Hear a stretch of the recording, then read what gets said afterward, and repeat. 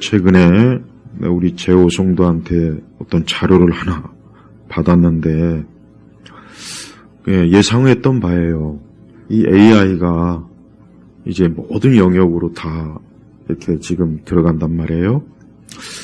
최근에 오늘 신문에도 보니까 AI가 이제 도입되면 일주일에 이제 3일만 일해도 이제 되는 그러한 곧 그러한 때가 온답니다. 어떤 분들은 일주일에 3일만 일하면 좋겠다 했는데 지금 좋은 게 아니라 그만큼 인력이 필요 없다는 거예요. 본인들 일자리가 사라진다는 생각을 먼저 안 하고 일주일에 3일만 일한다고 하니까 좋다고. 그러니까 AI가 지금 모든 영역에 다 들어가요. 근데 지금 이 종교, 요즘 AI에게 신앙 상담하는 지금 그런 현상도 지금 굉장히 지금 젊은 층들에 의해서 많이 거기에서 신앙 상담을 하는 거예요. 근데 기독교만 아니라 다 종교도 지금 다 저는 그게 예상했던 바고 앞으로 더 시간이 지나면 이제 교회도 굳이 목사님을 세우는 것보다 AI 목회자를 세우면 훨씬 더 낫지 않겠냐. 더 낫죠. 비교가 안 되죠. AI가 방대하게 정보를 축적해서 정보를 쏟아내는데 사람이 못 다녀요. 여러분, 사람이 일생에 읽을 수 있는 책의 양은 아무리 많이 읽어도 진짜 제대로 읽으려면 3,000권도 못 읽어요. 힘들어요. 3,000권이 뭡니까? 웬만한 사람은 300권도 못 읽습니다. 또 나이가 들면서 독서가 힘들어요. 저도 책 읽는 게 진짜 힘듭니다. 눈도 그렇죠. 피곤하죠. 체력이 딸리죠. 그러니까 책도 젊을 때 많이 읽어야 되는 거예요. 근데 AI는 그런 게 없잖아요. 계속 지식을 업데이트하고 또 심지어는 이제 스스로 생각하고 판단하고 이제는 감정까지도 집어넣는 그런 것도 지금 연구가 진행되고 있으니까 아마 앞으로는 이제 어떤 인공지능화된 그런 목회자 분명히 옵니다. 틀림없이 온다고요.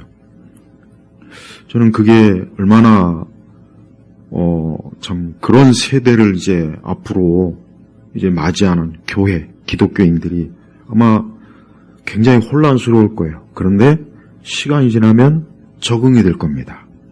적응이 될 거예요. 틀림없습니다. 적응이 됩니다.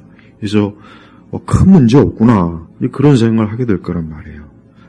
그러나 우리가 하나 알 것은 하나님은 인격적인 분이에요. 이걸 알아야 됩니다. 동양 어떤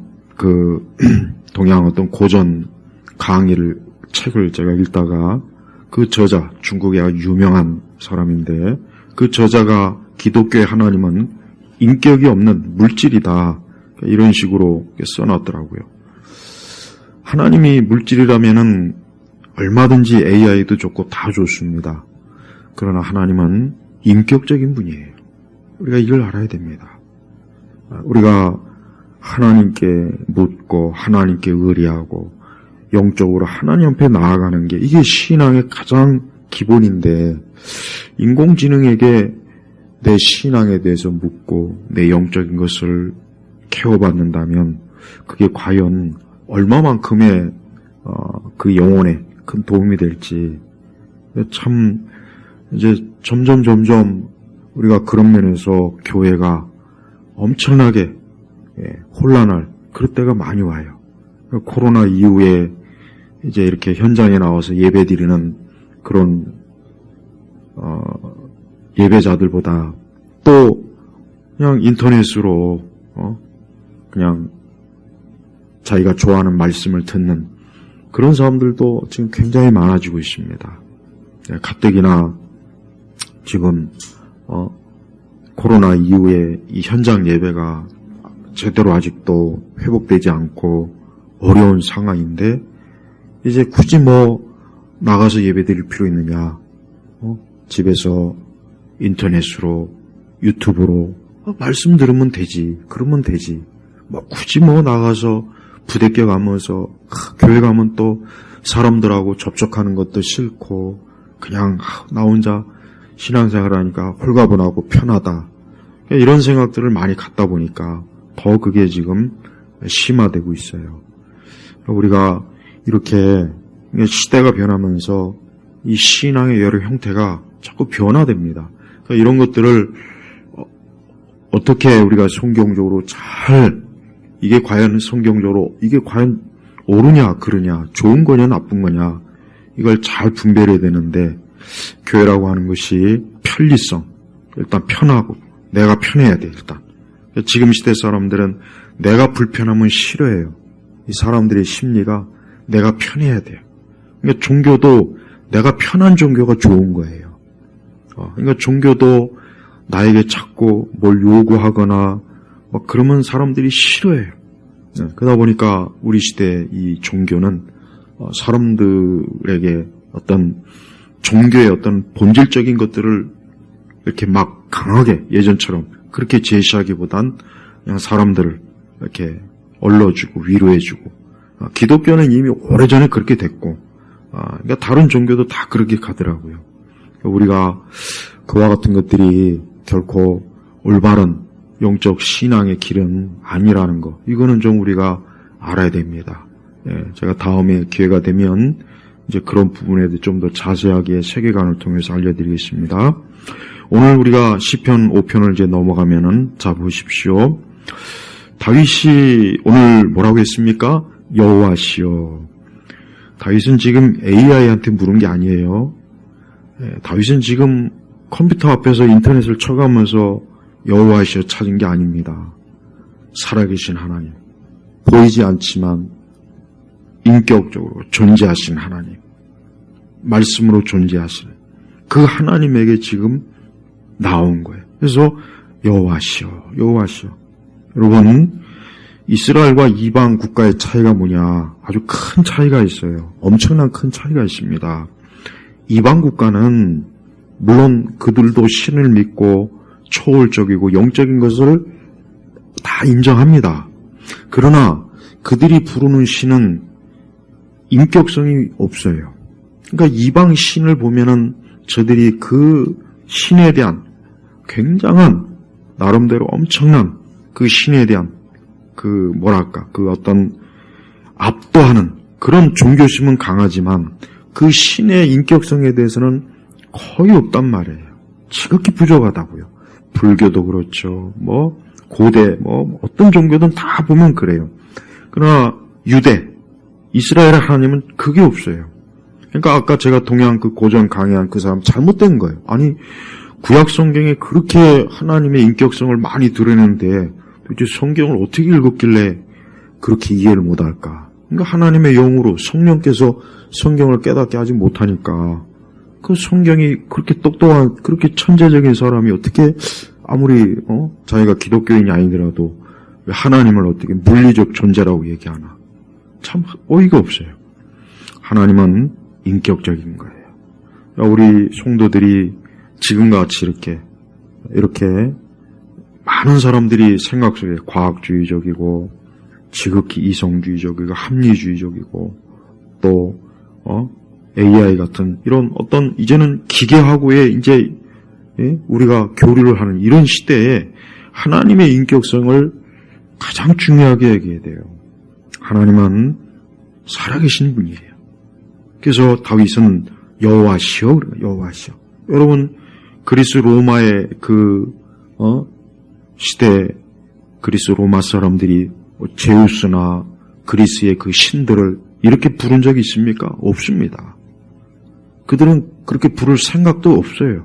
왜? 그냥 너무나 절대적인 무서운 그러한 말 잘못하면 언제 죽을 줄 모르는 그런 압도적인 두려움 가운데 있는 사람들이기 때문에 구약의 그 유대 백성들, 선지자들이 하나님에 대해서 인격적으로 친밀함과 간절함과 그런 게 없습니다. 그들에겐 그게 없다고요. 그러나 여기 보십시오. 여호와시여. 얼마나 얼마나 이 하나님의 이름을 부르는 이 마음이 하나님을 보는 것 못지않고 하나님을 가까이서 그분의 실체를 알고 그분의 존재하심을 알면서 하나님을 부르지 않습니까? 우리의 기도나 우리의 찬송이나 우리의 예배가 이와 같은 것이 있지 않다면 하나님이 이렇게 살아계시다는 것을 그분의 인격성을 확실하게 믿고 신앙생활하지 않는다면 그것이야말로 하나님을 이제 하나의 돌덩이나 무슨 그 절에 가면은 그 대웅전에 엄청난 불상들이 있잖아요. 그러니까 하나님을 그렇게 취급하는 거나 다를 바가 없는 거예요. 그래서 우리가 인생을 살면서 하나님이 얼마나 나와 가까이 계시고 나와 친밀하고 우리는 그분을 가까이 할 수 있어요. 우리가 하나님을 가까이 할 수 있다는 건 이거는 가장 큰 축복이요. 이건 가장 큰 사랑을 받는 거예요. 그러면서 다윗이 뭐라 했습니까? 내 말에 귀를 기울이시고 나의 탄식을 헤아리소서 그랬어요. 나의 탄식. 사람이 살면서 이 탄식할 때가 많이 있어요. 사람이 살면서 이 탄식할 때가 얼마나 많이 있습니까? 어려울 때, 고생스러울 때, 힘들 때, 근심이 될 때, 염려가 될 때, 수고스러울 때, 아플 때, 죽음을 봤을 때, 이 탄식이 엄청나게 많습니다. 그러니까 인생은 태어나는 그 순간부터 죽는 날까지 이 탄식의 연속이에요. 탄식의 연속이에요. 오늘 다윗도 나의 탄식을 헤아리소서. 때때로 여러분 우리가 기도를 말로 하지 못해도 우리가 탄식하고 한숨을 내쉬고 우리가 우리 마음에서 깊은 절망과 고통과 슬픔을 우리 마음에 일으킬 때 우리는 하나님께서 그것도 다 헤아리신다는 거 여러분 아셔야 돼요. 그러니까 굳이 말로 기도하지 않았다고 해서 하나님이 내 사정도 모르고 내가 하나님 앞에 기도를 하지 못하지 않았나 그런 생각은 안 해도 돼요. 다윗은 여기서 나의 탄식 다윗이 자기가 왜 탄식하는지에 대해 구체적으로는 말 안 했어요. 하지만 뭐라고 했습니까? 헤아리소서. 그래요. 사람을 지으신 하나님이 사람의 마음속에 있는 걸 당연히 헤아리시죠. 우리는 다른 사람들의 마음을 잘 헤아릴 줄 몰라요. 혹 헤아린다고 해도 다 헤아릴 줄은 모른다고요. 근데 하나님은 어때요? 우리의 마음을 다 헤아리십니다. 다 헤아리셔요. 이게 좋은 거예요. 우리 성도들이 살면서 탄식이 나올 때 있죠. 다윗과 같이 주여 지금 내 탄식을 좀 헤아려 주소서. 내가 지금 이런 일로 인하여 힘들고 어렵고 고생스럽고 진짜 한숨이 나오고 탄식이 나옵니다. 괴롭습니다.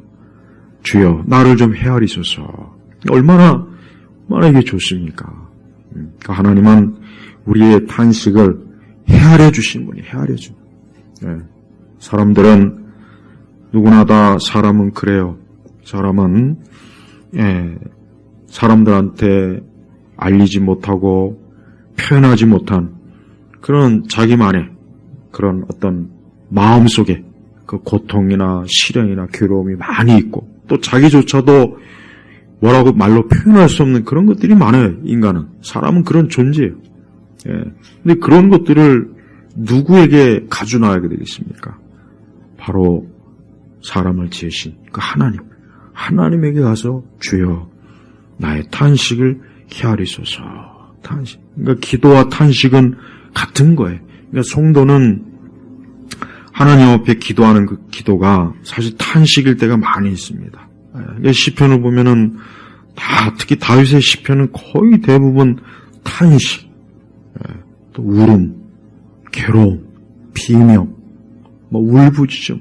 그러니까 다윗이 얼마나 그 하나님 앞에서 이런 기도를 많이 했던지 성령께서는 그 다윗의 기도와 다윗의 이 찬양을 이 성경에 이렇게 다 기록해서 후대 오고 오는 모든 우리 성도들이 같이 보고 그 탄식과 기도를 오늘도 우리가 할 수 있도록 하나님께서 이렇게 주신 거예요. 그래서 2절에 보니까 나의 왕 나의 하나님 내 부르짖는 소리를 들으소서. 나의 왕 나의 하나님. 이 말이 뭡니까? 나의 왕 나의 하나님. 이 말은 다윗이 자기 인생의 주인, 자기 삶의 주인이 누구냐? 하나님이다. 하나님이라는 거예요. 우리의 삶의 주인은 하나님이시. 하나님을 주인으로 모시지 않는 모든 인생들은 그 인생은 죽은 인생이에요. 죽은 인생. 아니면은 우상을 섬기는 사람들. 그 절에 엄청나게 큰 부처. 그 앞에서 도대체 무슨 종교심이 일어날까? 참 저는 이해가 안 되지만 그 사람들로서는 그게 엄청난 거예요. 그러니까 우리는 나의 왕, 나의 하나님이라고 그랬잖아요. 우리의 기도 속에서도 나의 왕, 나의 하나님. 이 왕이라고 하는 건 뭡니까? 왕. 이 고대 세계에서 왕은 모든 걸 주관하는 거예요. 인간의 생사 여부를 다 주관하는 그 왕의 존재는 그래서 옛날 고대 사람들은 왕을 신의 아들이다 그래. 신의 아들. 그래서 그냥 그리스나 로마도 그랬잖아요. 다 신격화시켰다고. 신격화. 그러니까 그만큼 이 왕이라고 하는 것은 엄청나게 높은 거예요. 그 권세나 지위나 존재가. 근데 이 다윗은 어때요? 하나님을 나의 왕. 그러니까 하나님만이 어때요? 나의 전부요. 내 모든 것. 나의 절대. 내 모든 것들을 좌지우지하는 내 생사 여탈권. 내가 살고 죽고 내 모든 삶을 주관하는 분이라는 게 의미로 왕이라는 표현을 쓴 게 왕. 그래서 나의 하나님. 우리도 기도할 때 이러한 표현을 많이 씁니다. 써야 합니다. 나의 왕, 나의 하나님. 나의 왕, 나의 하나님. 이분이야말로 내 모든 내 인생의 삶에 내가 구렁텅이에 빠졌을 때, 내가 죄 가운데 있을 때, 내가 헤맬 때, 내가 탄식이 나올 때, 내가 어려울 때, 내가 갈 바를 모를 때, 뭘 선택해야 할지 모를 때, 그때 모든 걸 주관하시는 분이 누구입니까? 나의 하나님. 내 부르짖는 소리를 들으소서. 그러니까 하나님께 우리가 이러한 기도를 할 때, 이렇게 하나님 앞에 탄식하며 나올 때 하나님은 우리를 헤아려 주시고 어떻습니까? 또 기도를 들으십니다. 그러니까 내가 주께 어떻게 합니까? 기도합니다. 내가 주께 기도합니다. 여러분 기도는 살아있는 사람이 살아있는 존재에게 하는 게 기도예요. 기도는 살아있는 사람이 살아있는 존재에게 하는 거예요. 이방신을 믿는 사람들은 그들도 기도 많이 합니다. 그들도 새벽 예불도 하죠. 새벽 미사도 하죠. 새벽에 저 추운 산에 올라가서 막 장구신을 찾고 뭘 찾고 그래요. 하지만 그건 다 죽은 거예요. 생명이 없는 거라고. 그러니까 그들의 기도는 무슨 기도입니까? 죽은 기도예요. 죽은 기도. 오직 살아있는 기도는 뭐냐? 살아계신 하나님 앞에 살아있는 우리 성도들, 영적으로 살아있는 성도들이 기도하는 그게 진정한 기도라고요. 그래서 우리 기도는 살아있는 기도예요. 죽은 기도가 아니에요. 이 기도는 지금도 역사하는 거예요. 그래서 우리 성도들은 하나님 앞에 기도할 때 살아있는 하나님의 자녀가 살아계신 하나님에게 기도한다 하는 이 믿음을 가지고 있어야 돼요. 그 믿음을 가지고 기도할 때 그 기도는 더 어때요? 기도는 확신에 차서 또 그 기도는 분명하고 명확하고 그 기도는 힘이 있는 거예요. 그러니까 기도할 때 죽은 기도가 아니라 이 살아있는 기도를 하려면은 살아계신 하나님에게 영적으로 살아있는 성도가 하나님 앞에 기도하는 것. 그래서 그 기도로 주님 앞에 나아가는 겁니다. 그래서 3절에 뭐라 했습니까? 여호와시여 아침에 내 소리를 들으소서. 아침에 내가 주께 기도하고 바랍니다. 그랬습니다. 특별히 다윗은 여기서 아침이라는 말이에요. 아침. 왜 정오나 왜 저녁으로 하지 않고 왜 아침이라 그랬을까요? 아침이라는 시간이 가장 우리 사람들이 하루 주기 속에 아침이라는 시간이 가장 조용하잖아요. 가장 조용하고 또 가장 어때요? 홀로 있을 수 있는 시간이거든요. 그러니까 다윗은 지금 홀로 하나님 앞에 기도하고 하나님께 기도하면서 어때요? 바라고 있는 거예요. 우리 성도들도 아침에 일어났을 때 물론 아침에 일어나서 분주하고 바쁠 수가 있죠. 그러나 좀 더 아침에 일어났을 때 다윗과 같이 하나님 앞에 어때요? 기도하시기 바랍니다. 하나님께 기도로서 오늘 하루 또 내 무거운 짐 또 내가 해야 될 것 또 내가 앞으로 계획하는 것 또 오늘 하루의 모든 일들 그걸 어때요? 하나님 앞에 기도하고 주께 또 바라는 거예요. 이 바란다는 것은 뭐냐? 기대한다는 뜻이에요. 기대한다. 하나님 앞에 기도하고 기대한다. 성도들이 하나님 앞에 기도하고 나서 잊어먹지 말고 기대를 하셔야 돼요. 아, 오늘 내가 분명히 이 기도를 했는데 내가 하나님 앞에 이런 기도를 했는데 하나님이 내 기도를 어떻게 들어주실까? 어떻게 응답하실까? 꼭 기대하는 마음이 있어야 돼요. 기대하는 마음이 없는 기도는 그런 마음이 없는 기도인 거예요. 그냥 자기도 건성건성 기도를 들으시든 말든 내 알 바 아니다. 그럼 하나님도 나도 네가 기도한 것 내가 응답하든 안 하든 그것도 내 알 바가 아니다. 하나님도 좀 그럴 수 있어요. 그러나 확신, 그러니까 하나님이 살아계신 걸 믿고 그분이 기도를 들으신다라고 확신하고 또 내가 하나님 앞에 무엇을 기도하고 있는지를 명확하게 아는 사람들은 기대를 한단 말이에요. 기대. 아, 하나님이 내 기도를 어떻게 들어주실까? 오늘 내가 이 기도를 했는데 오늘 내가 이 문제를 기도했는데 내가 오늘 이 일 때문에 하나님 앞에 기도했는데 하나님이 내 기도를 어떻게 들어주실까 하고 기대를 하는 거예요. 기대. 하나님은 그런 기대하는 사람을 기뻐하셔요. 그렇게 기도하고 기대하는 사람에게 하나님 기도 응답하시기를 좋아하시는 거예요. 왜? 하나님에게 기대한다는 건 뭐예요? 하나님을 의지한다는 거예요. 하나님을 계속 바라보는 거예요. 하나님에게 초점을 맞추고 그분에게 바라면서 그분이 나에게 무엇을 해주실까? 무엇을 응답하실까? 어떻게 내 기도를 이끌어 주실까? 어떻게 섭리하실까? 그래서 하나님 앞에 기도하고 꼭 바라세요. 그러니까 기도한 거를 적어 놓으세요. 그냥 내가 하나님 앞에 뭘 기도했나? 그럼 나중에 더 시간이 지나서 그 기도 제목을 보면은 기도 제목들이 거의 다 이루어진 것을 알 수가 있어요. 기도의 사람들을 보면은 자기가 하나님 앞에 기도한 것들이 나중에 보면 다 이루어졌다는 그런 간증들을 많이 해요. 그만큼 우리의 기도가 어때요? 하나님이 들으시는 거예요. 다윗은 확실히 믿음을 가지고 지금 하나님 앞에 기도하는 거예요. 내가 주께 기도하고 바랍니다. 이러한 기도에 하나님이 실망을 주겠습니까?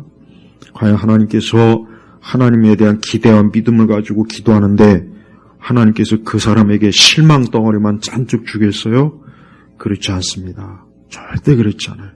하나님은 우리가 기도할 때 그 기도에 풍성하게 응답해 주시는 거예요. 그러니까 기대하라는 거예요. 자꾸 기대해요. 아, 하나님이 내게 무엇을 주실까? 어떤 기도 응답을 주실까? 그래서 이러한 믿음을 가지고 기도하는 사람은 하나님이 그 기도의 응답을 더 빨리 맛볼 수 있고 알아챌 수 있어서 더 기도에 힘을 또 내요. 하나님께서 이것도 응답하셨구나. 내가 이걸 구했는데 이것도 하나님이 응답해 주셨구나 하고 하나하나 어때요? 그 기도를 하나님께서 들으신 것을 자기가 계속 알아는 거예요. 얼마나 그 기도에 힘이 생기고 기도가 기쁘지 않습니까? 기도가 지루하거나 기도가 재미가 없다. 기도가 힘들다. 왜 그렇게 했습니까? 그것은 그 기도를 해도 응답도 없고 뭔가 모르게 기도해도 나 혼자 그냥 공허하게 혼자 떠든 것 같고 아마 그래서 그럴 거예요. 그러니까 여러분 우리 주님 말씀처럼 말을 많이 하여 하나님이 들으신 것이 아니라 명확하게 기도하세요. 명확하게. 하나님 앞에 명확하게 기도하세요. 복잡하게 아니라 명확하게 하나님 앞에 기도하면 하나님이 명확하게 기도응답 하시니까 담대하게 믿음을 가지고 하나님 앞에 기도하시길 바랍니다. 그러면서 다윗은 4절로 보니까 하나님의 성품에 대해서 이제 말해요. 4절로 보니까 진실로 주님은 죄악을 기뻐하는 신이 아니시니 악이 주님과 함께하지 못할 것입니다. 아마 다윗은 자기가 어떤 죄악으로 인해서 악으로 인해서 고통을 받는 게 분명해요. 그러니까 이 다윗이 지금 상황이 어떤 죄악된 일, 어떤 악한 일로 인해서 다윗이 지금 큰 고통을 당하는 거예요. 그러니까 지금 탄식한 거 아니겠습니까? 탄식하면서 자기가 지금 어떤 죄악과 악으로 인해서 굉장히 지금 아주 고통 중에 있는 거예요. 그러니까 하나님 앞에 뭐라냐? 주님은 죄악을 기뻐하는 신이 아니시니 악이 주님과 함께하지 못할 것입니다. 그렇습니다. 하나님은 죄악과 악을 기뻐하지 않죠. 그렇죠. 하나님은 의로운 분이고 거룩한 분이기 때문에 하나님이 이런 걸 기뻐할 리가 없습니다. 우리도 역시 죄악과 악을 기뻐하는 우리 사람 안의 본성에는 이 죄악과 악을 기뻐하는 본성이 있어요. 만약에 여러분 세상이 우리 사람의 본성이 죄악과 악을 싫어한다면 지금 세상이 이렇게 악하지 않을겠죠. 그렇죠. 네? 근데 어때요? 우리 인간의 본성은 죄악을 좋아해요. 악을 좋아하는 거예요. 네. 자기는 아니라고 해도 절대 아닐 수가 없어요. 왜? 사람은 이 본성이 이 악을 좋아할 수밖에 없듯 애초부터 구부러진 거. 그러니까 자꾸 악으로 달려가는 발은 빠르잖아요. 악으로 달려가는 건 빨라요.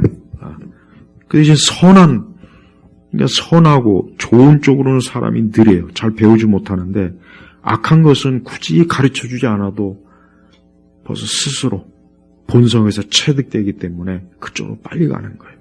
그래서 우리 성도들이 거듭나고 중생한 성도는 우리 안에 이 죄악과 악을 기뻐하는 걸 분명히 알 수가 있습니다. 아하, 내 안에 죄악을 기뻐하는구나, 악을 기뻐하는구나, 이런 걸 좋아하는구나. 그러면서 그런 것들을 빨리빨리 하나님 앞에 회개하고, 하나님은 이런 걸 기뻐하지 않는다. 그러니까 다윗이 그 고백을 하잖아요. 주님과 함께하지 못할 것입니다. 그래서 5절로 오만한 자, 오만이라는 교만이에요. 주님 앞에 서지 못할 것이며 주님은 악을 행하는 모든 자를 어때요? 미워하십니다. 네, 그래요. 교만하고 오만하고 악을 행하는 자를 어때요? 하나님이 미워하십니다. 그러니까 하나님이 싫어하는 거예요. 우리 성도들이 하나님이 기뻐하시는 것과 싫어하는 것을 잘 분별하면 좋죠. 성경의 내용은 복잡한 게 아닙니다. 성경의 내용은 신약이든 구약이든 전체적인 내용이 뭐냐? 하나님이 싫어하는 것과 기뻐하는 것, 그걸 결국은 드러낸 거예요.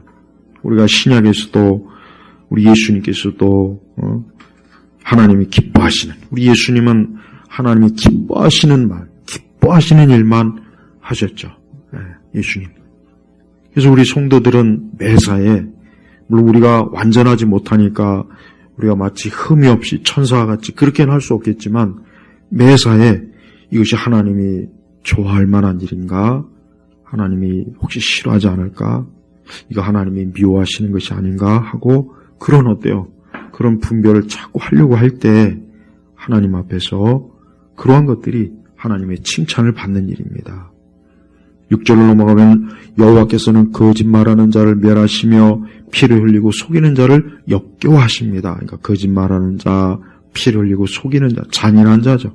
잔인하고 거짓말하고. 그러니까 하나님이 아주 멸하시고 역겨워하신다. 그러니까 하나님이 아주 가만두고 보지 않을 만큼 아주 이러한 그 죄에 대해서 하나님이 대단히 하나님이 크게 진노하신다는 뜻입니다. 또 7절에 보니까 오직 나는 주님의 크신 인애로 주님의 집에 들어가며, 주님의 집은 뭘 얘기하겠습니까? 성전을 얘기하는 거예요. 성전. 구약시대에서 주님의 집은 성전입니다. 주님을 경외함으로 성전을 향하여 어때요? 경배하겠습니다. 그러니까 다윗은 하나님께서 싫어하고 미워하는 그런 죄와 악을 자기 자신도 싫어하고 미워하고 자기도 그런 것들을 가까이 하지 않겠습니다. 그 대신 나는 하나님의 집에 성전에 들어가서 하나님을 경외하고 성전을 향하여 경배하겠습니다 하고 어때요? 하나님에 대한 믿음, 헌신, 하나님에 대한 믿음과 헌신을 또 우리 신약의 관점으로는 예배를 하나님 앞에 드리겠다 이러는 거예요. 여러분, 이 세상에서 가장 좋은 것이 뭐냐? 사람에게 가장 좋은 것은 하나님 앞에 예배하는 게 가장 좋은 겁니다. 이걸 꼭 알아야 돼요. 이것만큼 더 좋은 게 없어요. 사람이 하나님께 예배하는 것만큼 좋은 게 없어요. 그거보다 더 나은 게 없다고. 이거보다 더 낫다고 생각하는 게 혹시 있습니까? 아니에요. 없어요. 아무리 세상에 좋은 것일지라도 사람이 하나님께 예배하는 것만큼 좋은 게 없는 거예요. 이것만큼 사람에게 가장 좋은 게 없어요. 그래서 우리 성도들은 항상 하나님 앞에 예배하는 걸 기뻐하고 예배를 사모하고 예배를 드리기를 힘쓰고 예배만큼 좋은 게 없는 거예요. 여러분 보십시오. 마귀나 이 귀신들도 사람을 죄의 노예로 삼아서 자기 앞으로 끌어내잖아요. 그러니까 이단들 보십시오. 이단들 그 열심히 왜 열심입니까? 마귀가 끌어들이는 거예요. 마귀가. 또 이방 종교도 마찬가지예요. 봐요. 여러분 인간은 어떤 존재에 대한 그 예배의 그 본성이 있어요. 사람. 그래서 유명한 연예인들 나오면 막 사람들이 막 그 앞에서 막 박수치고 환호하죠. 그것도 예배입니다. 그것도 종교심이라고요. 그걸 종교심으로 왜 그걸 보지 못하게? 나는 그게 참 희한하더만. 그것도 종교심이에요. 네. 수많은 막 연예인들 앞에서 막 나오면 막 박수치고 여러 가지 막 그게 예배라고 예배. 네. 그것도 또 하나의 종교요 우상숭배라는 거예요. 그러니까 성도들은 그런 거에 멀리 떨어져 있어야 돼요. 우리는 살아계신 하나님, 십계명에 나오잖아요. 우리는 살아계신 하나님 외에 다른 신을 두면 안 돼요. 그게 사람이든 지식이든 이방 종교든 뭐든 간에 다른 신을 두면 안 돼요. 하나님 외에 다른 신을 둔다는 건 그거 바로 우상을 숭배하는 거예요. 그러니까 다윗은 오직 주님을 경외함으로 성전을 향하여 경배하겠습니다. 오직 하나님만 섬기겠다. 하나님만 섬기겠다는 거예요. 하나님만. 그러니까 이러한 마음, 지금같이 이렇게 지극히 세속적이고 또 사람들이 이 세속적 종교 또 이방 종교 이런 멸망의 길에 빠져 있을 때 진짜 참된 예배와 참된 이 경배를 하는 그런 생명의 길로 가는 사람들은 매우 적습니다. 그러니까 좁은 길이라고 하는 건 뭡니까? 바로 하나님을 예배하는 게예요. 예배하고 하나님을 경배하는 거라고요. 경배하는 거. 그분을 향하여서 지극히 크신 하나님에게 어때요? 그분을 향하여서 우리의 마음, 우리의 사랑, 우리의 모든 것들을 기꺼이 하나님 앞에 드리고 또 그분을 향하여 서 있는 우리의 삶. 그게 경배라고요. 경배. 사람이 이 하나님께 경배하는 것만큼 예배하는 것만큼 좋은 게 없어요. 또 이것만큼 그 사람에게 유익한 게 없습니다. 다른 것이 사람에게 유익을 주는 게 있습니까? 일을 많이 해도 그 일 때문에 사람들은 피곤하고 힘들어요. 또 우리가 육신의 정욕을 위해서 만약에 그런 일을 한다고 쳐요. 그것도 힘든 거예요. 그것도 나에게 해로운 거예요. 결국은 시간 지나면. 그러나 하나님께 경배하고 예배하는 건 그것만큼 내 모든 거에 나의 모든 거에 좋은 게 없는 거예요. 사람이 하나님께 예배하는 것은 내게 가장 좋은 것이다. 항상 이걸 마음에 염두에 둬야 됩니다. 여러분이 가정에서 가정 예배 드리는 것도 그것만큼 좋은 게 없는 거예요. 그러니까 하나님께 예배하는 것만큼.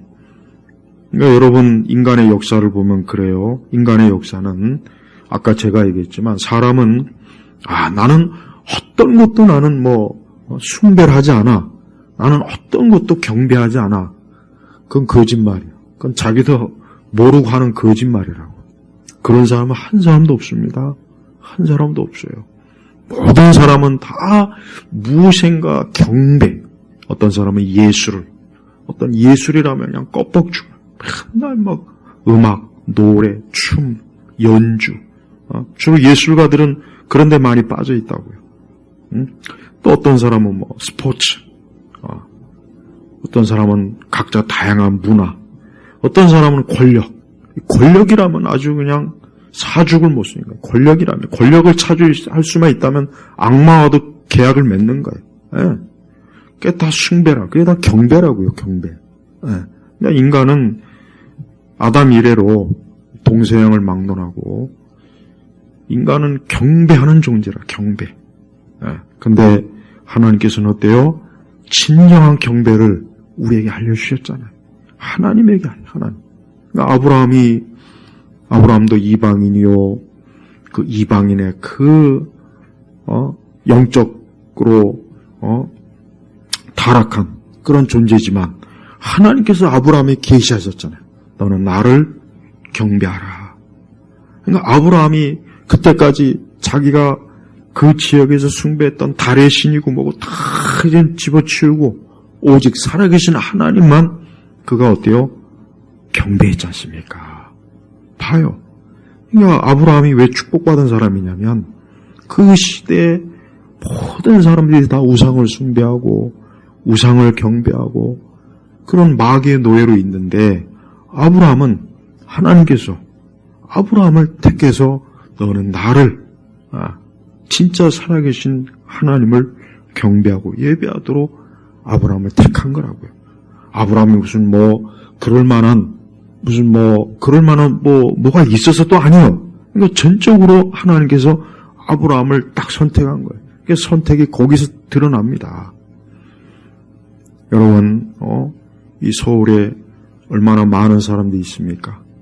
근데 오늘 이 수요 예배에 과연 이 서울 시내에 있는 교회 수요 예배 참여 인원이 과연 몇 명이나 될까요? 난 그게 궁금해요. 지금 980만인가 그럴 거야 아마. 그럼 980만 명의 서울 인구에서 이 서울 시내에 있는 교회 수요 예배에 나온 인구가 과연 몇 만이나 돼? 한 10만 될 수 있을지. 난 10만도 안 될 것 같아. 내가 볼 때. 다 일하고 분주하고 친구 만나고 노래방 가고 바쁘고 다 자기 인생의 길로 가는 거예요. 그게 넓은 길이라고요. 그 예수님 말하던 넓은 길, 넓은 길. 다른 게 넓은 길이 아니에요. 예배에서 이탈하는 게 넓은 길이라고요. 하나님 앞에 예배 드리는 길에서 이탈하는 게 그게 넓은 길이에요. 그게 넓은 길. 그러니까 좁은 길로 가는 게 왜 힘드냐? 그게 하나님께 예배하는 길이거든요. 근데 허망한 것을 예배하고 이 세상을 예배하고 귀신과 마귀를 예배하고 그게 다 넓은 길, 멸망의 길로 가는 거예요. 그러니까 우리가 성전, 하나님께 예배하는 이 하나님의 집에 있다는 게 얼마나 큰 축복이요, 얼마나 큰 위로요, 얼마나 큰 하나님의 선택이요, 은혜가 됩니까? 8절로 넘어가면 여호와시여 내 원수들을 인하여 나를 주님의 의로 인도하시고 주님의 길을 내 앞에서 곧게 하소서. 자, 다윗은 원수들로 인해서 큰 고통과 괴로움과 그들의 거짓말, 악한 것, 피를 흘리는 잔인함, 지금 다윗은 그것 때문에 엄청나게 지금 괴로움을 당하는 거예요. 그러니까 다윗이 지금 탄식한 이유가 다 있습니다. 왜 탄식을 했는지 다 이유가 있다고요. 근데 뭐라 했습니까?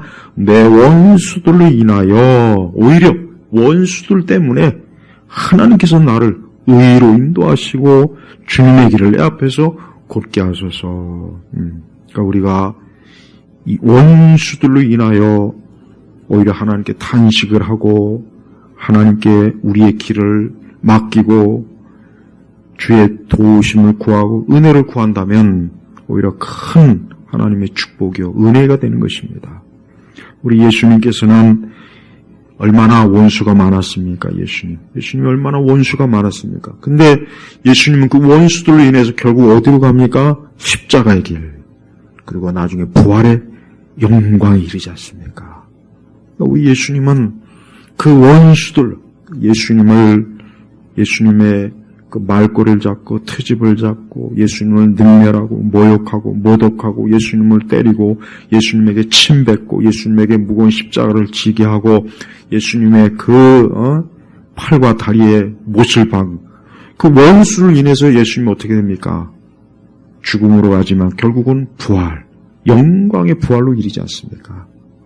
그러니까 예수님은 결국 승리하신 죽음과 사망을 이기신 분이에요.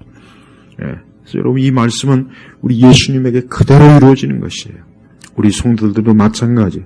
우리 성도들도 이 땅에서 신앙 가지고 믿음 생활하는 것은 이 세상을 원수로 여기는 거예요. 원수. 이제 이 세상과 우리는 원수가 되는 거예요. 그러니까 내가 그리스도에게 오는 그 순간부터 이제 마귀와 이 세상은 어때요? 이제 원수 시간이 되는 거예요. 예수는 믿기 이전에는 세상과 우리는 하나였어요. 마귀와도 하나였어요. 세상은 우리를 좋아했어요. 우리를 기뻐했어요. 그냥 아주 너무나 친밀했어요. 근데 이제 그리스도에게 오는 그 순간, 예수님을 믿는 그 순간은 그 순간, 딱 그 시점으로 이 마귀는 이제 우리를 원수 취급하고 세상도 우리를 원수 취급하는 거예요. 하지만 우리는 그로 인해서 두려워하지 말고 오히려 그로 인해서 우리가 결국 어디로 갑니까? 천국으로 가잖아요. 세상과 친하고 마귀와 함께하는 사람은 지금은 잠깐 좋을 수 있어요. 그러나 그가 결국 어디로 갑니까? 멸망의 길로 가지 않습니까? 멸망의 길로 가잖아요. 하지만 이 세상과 원수가 되고 마귀와 원수가 되는 그 순간 우리는 어때요? 영광의 길로 가는 거예요. 구원의 길로, 천국의 길로 가는 거예요.